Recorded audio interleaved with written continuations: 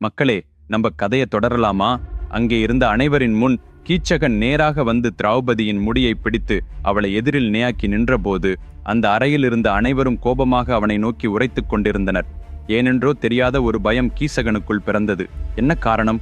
ஏன் அனைவரும் என்னை பார்த்து கோர பார்வையுடன் இருக்கின்றனர் என்று உள்ளுக்குள் புரியாமல் குழம்பி அடுத்த நாள் பார்த்து கொள்ளலாம் என்று திட்டத்தை மாற்றி திரௌபதியை விட்டுவிட்டு அமைதியாக அங்கிருந்து வெளியேறினான். அன்று அரையிரவில் பாண்டவர்கள் திரௌபதியுடன் ஒரு அறையில் கூடினார்கள். அப்பொழுது திரௌபதி ஊறிய கோபத்தில், உண்மையிலேயே நீங்கள் ஆண்கள்தானா? ஆண் வேடத்தில் இருக்கும் பெண்களுக்கு போன்றவர்கள் உங்கள் சொந்த மனைவியை யாரோ முடியை பிடித்து இழுத்து அடித்துக் கொண்டிருக்கும் போது நீங்கள் சிலையாய் சுணுங்கிக் கொண்டிருப்பீர்களா? உங்களுக்கு சற்று சொல்லை கூட வராத சினமும் இகழ்ச்சியும் சாபத்தின்மையும் காதலும் இருக்கவில்லையா என்று கடுமையாக திட்டினாள். யாரும் அவளை சமாதானப்படுத்த முயன்றும் அவள் ஏற்கவில்லை. இறுதியில் தருமராஜர், திரௌபதி, இப்போதைக்கு போதும், எப்போது என்ன செய்ய வேண்டும் என்று எங்களுக்கு தெரியும், இப்போ நீ இங்கிருந்து வெளியேறு என்று பயங்கர கோபத்துடன் சொன்னார். தருமராஜரை இத்தகைய கோபத்தில் பார்த்ததில்லாத திரௌபதிக்கு பயம் ஏற்பட்டது. ஒன்றும் கூறாமல் அழுத்து கொண்டபடி அங்கிருந்து வெளிவந்து விட்டாள். தருமராஜரின் கோபத்தை பார்த்து பீமனின் உட்பட மற்ற சகோதரர்களும் ஏங்கி பயந்தனர். அவர்கள் தலைகளை தொங்கவிட்டபடியே சேர்ந்திருந்தார்கள். அப்போது தருமராஜர் பீமனிடம் வந்து அவன் தோளில் கை வைத்து, பீமா, நாளை இரவெல்லாம் என்ன செய்ய வேண்டும் என்று என்கிறது உனக்கு தெரியும். நான் விதிக்க கட்டாயமில்லை அல்லவா என்று சொல்லிவிட்டு அங்கிருந்து விலகிப் போனார். உடனே சகோதரர்கள் அனைவரின் முகத்திலும் மகிழ்ச்சி பாய்ந்தது. அண்ணன் அனுமதி தந்தார், இனி தடுத்து கொள்ள வேண்டியது என்ன என்று உற்சாகம் அடைந்தபடி பீமன் பறந்து திரௌபதியிடம் போய் தன் திட்டத்தை சொன்னான். அவர்கள் நினைத்தபடியே மறுநாள் மதியத்தில் உட்யானவனத்தில் இருந்த திரௌபதியிடம் மீண்டும் கீசகன் வந்தான். அவளை காண்பதுமே, சைரந்திரி, உனக்கு வேறு வழியில்லை, நீ என் தாசியாக இருக்க வேண்டியதுதான், நேற்றே பிழைத்து விட்டாய், இன்று அந்த சமயம் உனக்கு கிடையாது என மீண்டும் அவன் மிரட்டினான். அதற்கு பதிலாக திரௌபதியும் மெதுவாக, நீ நேற்று தப்பினாய், இன்று நிச்சயமாக தப்ப மாட்டாய் என்று சிரித்தவாறு சொன்னாள். என்ன சொன்னாய்? சரியாக கேட்கவில்லை என்று சொல்லி கீச்சகன் அவள் கையை இறுக்க பிடித்தான். உடனே திரௌபதி, இதுதான் எனக்கு பிடிக்காதது, பெண்ணிடம் இவ்வளவு மோசமாக நடந்து கொள்வாயானால் எந்த பெண்ணும் உன்னை விரும்புவாளா என்று கூறினாள். உடனே கீசகன் சிரித்தபடி, ஆம் சைரந்திரி, அது என் தவறே, இனி இப்படி கதற வழி இல்லை, உனக்கு பிடித்த மாதிரியாகத்தான் நடப்பேன், ஆனால் இந்த இரவில் எனது அறைக்கு வருவாயா என வினவினான். அதற்கு திரௌபதி, அங்கே வேண்டாம், இன்று பௌர்ணமி, வெண்மதி ஒளி அதிமுகமாக இருக்கும், இந்த உட்யானவனத்துக்கு அருகில் பெரிய மண்டபம் ஒன்று உள்ளது, அங்கு யாரும் பொதுவாக வரமாட்டார்கள், இன்றிரவே அங்கே சந்திப்போம் என்று சொன்னாள். அதை கேட்ட கீசகன் அதீத ஆவலில், யா, அட, பலமுறை முயற்சி செய்ததன் பலன் இது, அப்படியாக இருந்தால் இன்றிரவே என்னை சொர்க்கத்துக்கே கொண்டு செல்லப் போகிறாயா என்று உற்சாகப்பட்டான். அவளோ, நீ சொர்க்கத்துக்கு போகிறாயா நரகத்துக்கு போகிறாயா என்ன தெரியாது, ஆனாலும் இந்த உலகத்தில் நீ இருக்க மாட்டாய் என்று சிரித்தபடி அங்கிருந்து வெளியேறினாள். அவ்வாறு திரௌபதியை ஒரு வகையாக தொடர்பட வேண்டுமென்ற கீசகனின் எண்ணத்தை ஒழிக்கும் நேரம் வந்துவிட்டது. இரவு ஆனது. திரௌபதி சொல்லிய மண்டபத்தை நோக்கி கீசகன் பயணம் செய்தான். வெளியே இடியுடன் கூடிய கனமழை பெய்து கொண்டிருந்தது. அந்த மழையில் நனையும்படியே கீசகன் மண்டபத்தை அடைந்தான். உள்ளே சென்று பார்த்தபோது இருட்டு மட்டுமே தெரிந்தது. திரௌபதி எங்கு இருக்கிறாள் என்று அந்த இருள் வழியே தேடியபடி வந்தான். மின்னல் வெட்டிய ஒளியில் மண்டபத்தின் நடுவே வெள்ளை ஆடையின் ஓரத்தை உடுத்தி நின்றிருக்கும் தோற்றத்தில் ஒருவரை கண்டு, அவள்தான் திரௌபதி என்று எண்ணி படிப்படியாக அருகே சென்று பின்புறத்தில் இருந்து, ஓய் சைரந்திரி, நெடுநேரம் இருந்த போதும் உன் சொந்த விருப்பத்தோடு என்னை நாடி வந்துவிட்டாய். நான் விரும்பின பெண்ணை நான் அனுபவிக்காமல் விட்டு வைத்ததில்லை. முன்னதாக உன்மேல் சில கடுமைகள் செய்துவிட்டேன், அதை பொறுத்துக்கொள். சரி, மோசம் ஏதோ நடந்துவிட்டது, இனி வாராய், உன் உடலின் சுவை மூலம் சொர்க்கத்துக்கே கொண்டு செல்கிறேன் என்று சொன்னாயே, இன்னும் ஏன் முகம் மறைக்கிறாய்?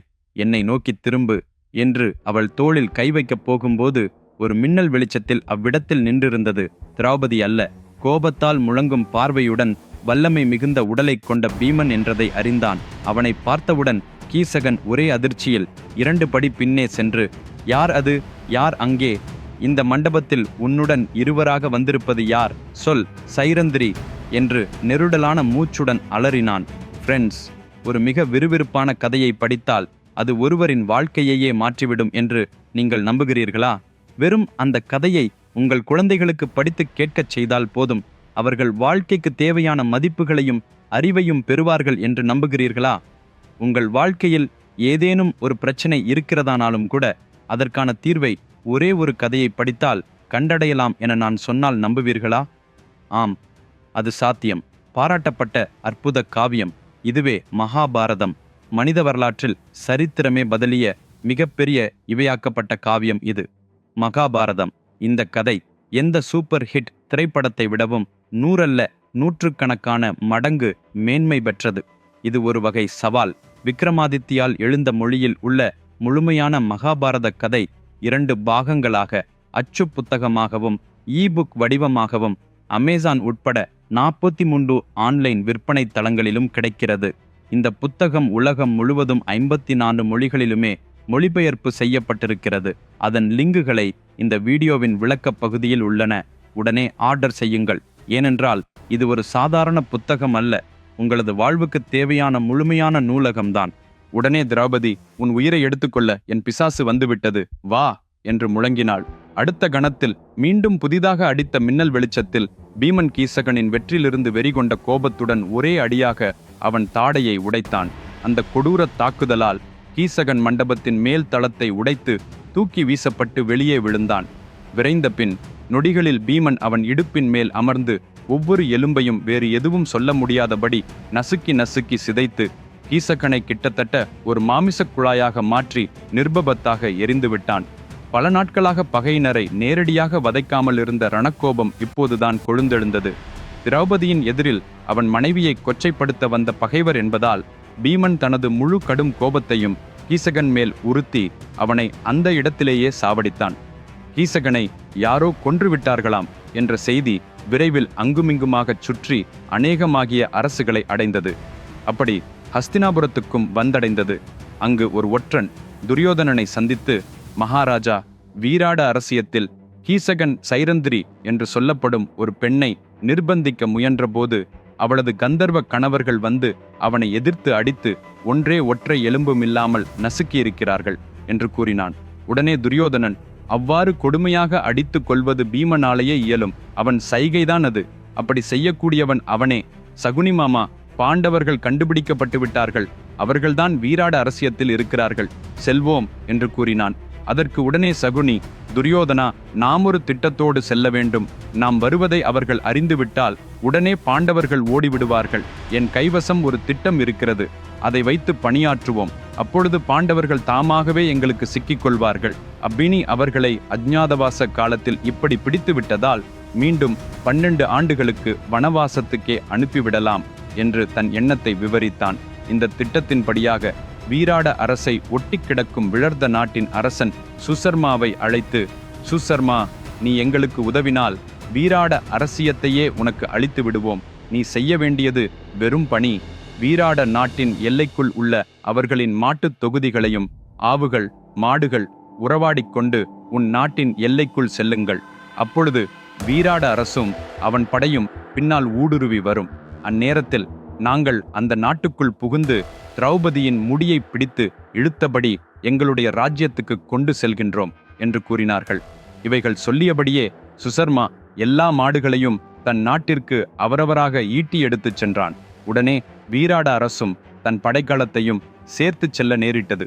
அதை சாதகமாக எடுத்துக்கொண்டு அரை அக்ஷௌஹினி, அதாவது 50,000 வீரர்களை உட்பட பலத்த படையெடுப்புடன் துரியோதனன் வீராட நாட்டை ஆக்கிரமிக்க முனைந்தான். வீராட நாட்டிற்கு ஒரு மைல் தூரத்தில் மற்றொரு நாடு வழியாக சில படைகள் அவர்களை தாக்க வந்துவிட்டதாக அதன் அரண்மனையில் இருந்த மகாராணிக்கு தகவல் வந்தது. அப்போது அவர் அவ்வளவு வேகமான நேரத்தில் அவர்களை தடுக்கும் பலரையும் அனுப்பியிருக்க இல்லை, நமக்கென்ன செய்வது இப்பொழுது என்று வருந்திக் கொண்டிருந்தார். அவ்வேளை அவர்களை நான் ஒரு அடியும் முன்னே வரவிட மாட்டேன், ஒடுங்கச் செய்கிறேன் என்று ஒருவரின் சத்தம் கேட்டது. அது வீராட அரசின் மகன் உத்தரகுமாரன் என்பவன். நீ கவலைப்படாதே, இந்த நாட்டை நான் காப்பாற்றிக் காட்டுகிறேன் என்று உறுதியுடன் சொன்னான். அப்போது அவனது வயது 17 மட்டுமே. இளைய இரத்தம் வேகமாக இருப்பதால் எங்கே என் ரதசாரதி என்று சத்தமாக கூப்பிட்டான். ஆனால் அனைவரும் அவன் நாட்டின் மாடுகளை கைப்பற்ற சுசர்மாவை தேடி சென்றிருந்ததால் அங்கே யாரும் இல்லை. அப்பொழுது பிரகன்னலையின் வேடத்தில் இருந்த அர்ஜுனன், நான் உன் ரதசாரதியாக இருப்பேன் என்று முன்வந்தான். உடனே உத்தரகுமாரன், அடாடா, ஒரு பெண் எனக்கு காரணியாக இருக்கிறானா, நான் ஒருபோதும் இதை ஏற்றுக்கொள்ள மாட்டேன் என ஒதுக்கிவிட்டான். ஃப்ரெண்ட்ஸ், அடுத்த அத்தியாயத்தில் உள்ள சம்பவங்கள் இன்னும் விறுவிறுப்பாக இருக்கப் போகின்றன. தவறவிடாதீர்கள். மறுநாள் சனிக்கிழமை அதே நேரத்திற்கு 10 மடங்கு மிகுந்த உற்சாகமான நிகழ்ச்சியை சந்திப்போம். நான் எழுதிய மகாபாரதம் புஸ்தகத்தை இப்போதே ஆர்டர் செய்யுங்கள். லிங்குகள் இந்த வீடியோவின் விளக்கப் பகுதியில் உள்ளன. இன்னும் எனது சேனலை சப்ஸ்கிரைப் செய்யவில்லை என்றால் உடனே சப்ஸ்கிரைப் செய்யுங்கள். எல்லோரும் நலமாயிருங்கள். பாய்.